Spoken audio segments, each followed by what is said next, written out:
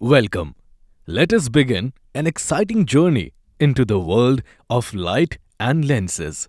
Simple looking objects that play a powerful role in how we see the world around us. A lens is a transparent material bounded by two surfaces, out of which at least one surface is spherical.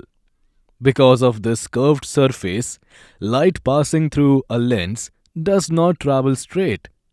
Instead, it bends, and this bending of light is called refraction. Based on how lenses bend light, they are mainly classified into two types. The first type is the convex lens, also known as a converging lens. A convex lens is thicker at the center and thinner at the edges.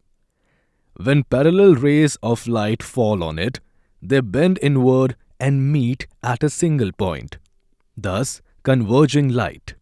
This is why convex lenses are commonly used in magnifying glasses, cameras, microscopes, and projectors. The second type is the concave lens, also called a diverging lens. A concave lens is thinner at the center and thicker at the edges. When parallel rays of light pass through it, they spread out or diverge.